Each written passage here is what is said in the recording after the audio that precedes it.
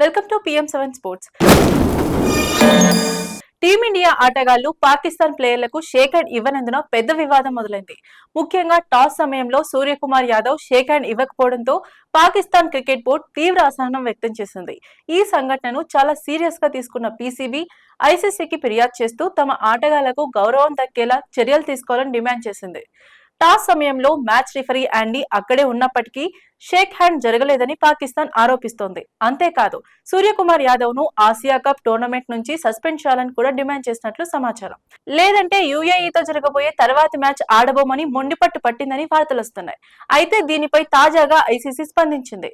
Pakistan బెదిరింపులను ICC పెద్దగా పట్టించుకోలేదని తెలుస్తోంది.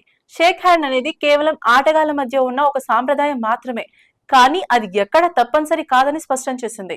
MCC మాన్యువల్లో కూడా ఈ అంశంపై ఎలాంటి నియమం లేదని ICC తేల్చి చెప్పినట్లు జాతీయ మీడియా కథనాలు చెబుతున్నాయి.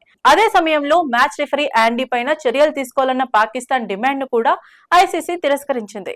రిఫరీకి ఈ విషయంలో ఎలాంటి అధికారాలు లేవని స్పష్టం చేసింది.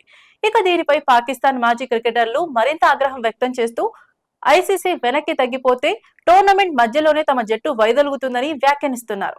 ఇక ఇప్పుడు అసలు ప్రశ్న ఏంటంటే, పాకిస్తాన్ క్రికెట్ బోర్డు నిజంగానే ఆసియా కప్ నుంచి తప్పుకుంటుందా, లేకపోతే ICCకి తలవంచి మ్యాచ్ కొనసాగిస్తుందా?